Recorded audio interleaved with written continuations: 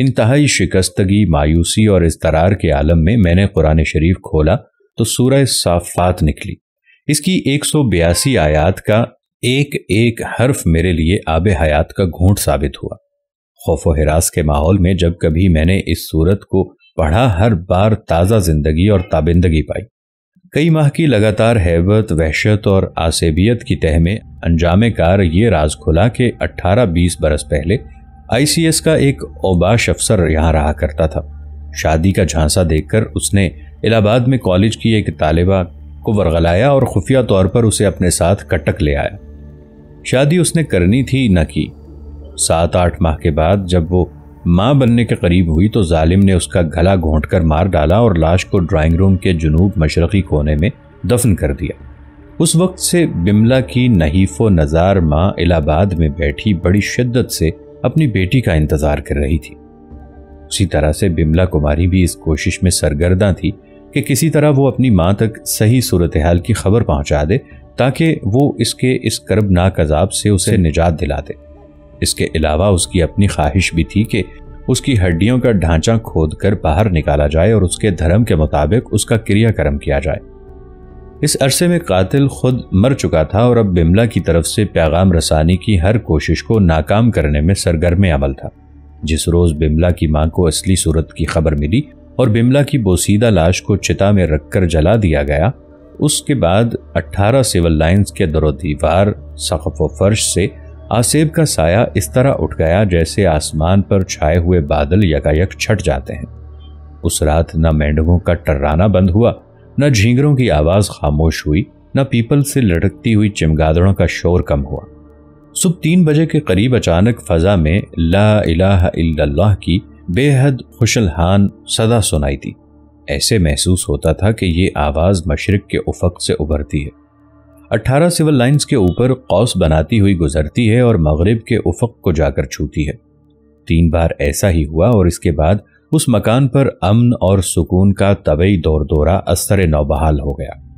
اس عجیب و غریب واقعے نے ایک طرف تو خوف و ہیبت کے تھپیڑوں سے میرا اچھا خاصا کچھ عمر نکال دیا اور دوسری طرف اس کی بدولت مجھے حقیقت روح کا قلیل سا ادراک حاصل ہوا۔ مشرق اور مغرب کی تقریباً ہر زبان میں اس موضوع پر بڑا ذہیم لٹریچر پایا جاتا ہے۔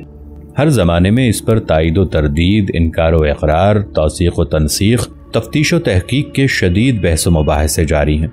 ضعیف الاعتقادی اسے عبودیت کے درجے تک پہنچاتی رہی ہے، بے اعتقادی اسے مجذوب کی بڑھ قرار دیتی ہے اور جدید خود اعتمادی اسے سائنٹیفک فارمولوں میں ڈھال کر ایک ایسی آٹومیٹک مشین بنانے کی فکر میں ہے کہ ادھر بٹن دبایا ادھر مطلوبہ روح کھٹ سے حاضر۔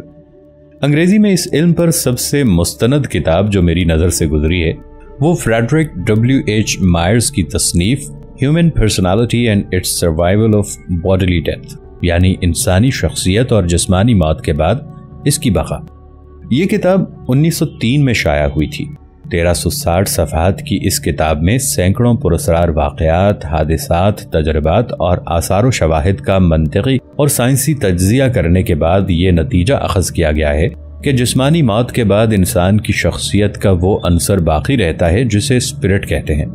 مصنف کا اسلوب عالمانہ، استدلال عموم جدیدہ کے تقاضوں سے ہم آہنگ اور تفصیلات بڑی معتبر ہیں، لیکن ذہنی اور اعتقادی اعتبار سے وہ عیسائیت کے بندھے ہوئے قوانین اور مفروضات سے آزاد نہیں ہو سکا۔ ماڈرن سائنسی دور میں 2 سائنسدانوں نے اس علم کے میدان میں کچھ نئی راہیں ہموار کی ہیں۔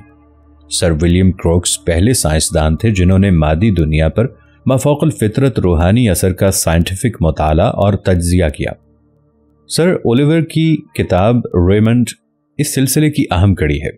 ان دونوں کی تحقیق و تجربات پر اس مسلک کی بنیاد پڑی جسے ماڈرن اسپرچولزم کے نام سے پکارا جاتا ہے اور جو آج کل مغرب کی دنیا میں بڑے وسیع پیمانے پر زیر مشق ہے۔ ماڈرن اسپرچولزم کے اکثر اداروں کی حیثیت تجارتی دکانداری سے زیادہ نہیں۔ حاضرات روح کے شعبے میں دھوکے بازوں، فریبیوں، ڈھونگیوں اور لپاٹیوں کی گنجائش دوسرے ہر شعبے سے زیادہ ہے۔ اس کے علاوہ مغربی اسپرچول اداروں میں عامل و معمول اور پلانچنٹ وغیرہ کے ذرائع سے غیبی پیغامات کی ترسیل و تحصیل زیادہ تر اوہام، وساوس کی ابلا فریبی ہوتی ہے یا شعوری اور لاشعوری متخیلہ کی کرشمہ سازی نکلتی ہے۔ مشرق میں بھی بہت سے نام نہاد عاملوں اور جھوٹے مدعیوں کا کاروبار بڑی زور و شور سے انہی خطوط پر چلتا ہے۔ البتہ موجودہ دور میں پیراسائیکالوجی کے عنوان سے تحقیق و تفتیش کا جو در کھلا ہے، اس میں نفس انسانی کی نئی اور عجیب و غریب دنیایں دریافت ہونے کے وسیع امکانات موجود ہیں۔ ان کے ظاہر و باطن میں فوق العادت توانائیوں کے جو پراسرار مخزن پوشیدہ ہیں، پیراسائیکالوجی کا مقصد ان کی ترویج اور انہیں کھود کرید کر دنیاوی ضروریات کے کام میں لانا ہے۔ امریکہ، روس اور ہالینڈ کے علاوہ یورپ کے کئی ملکوں میں بھی پیراسائیکالوجی کے ادارے بڑے اعلیٰ پیمانے پر کام کر رہے ہیں۔ ایٹمی لیبارٹریوں کی طرح پیراسائیکالوجیکل ریسرچ کے بعض پروگرام بھی انتہائی رازداری میں رکھے جاتے ہیں۔ ایک شبہ یہ بھی ہے کہ یہ طاقتیں اس سائنس کو اپنے سفارتی تعلقات، بین الاقوامی معاملات اور جنگی انتظامات میں کسی حد تک استعمال میں لاتے ہیں۔ یہ احتمال بعید از قیاس نہیں کہ ایٹمی توانائی کی طرح پیراسائیکالوجی کی ترقی بھی انجام کار عالمی سیاست کا حصہ بن جائے۔ اس کے علاوہ ایک اور وجہ سے بھی پیراسائیکالوجی کی صلاحیت کار محدود نظر آتی ہے۔ اب تک اس میں جتنی پیش رفت ہوئی ہے اس میں تفتیش نفس کا تو پورا اہتمام ہے، لیکن تہذیب نفس کا کہیں نام و نشان نہیں ہے۔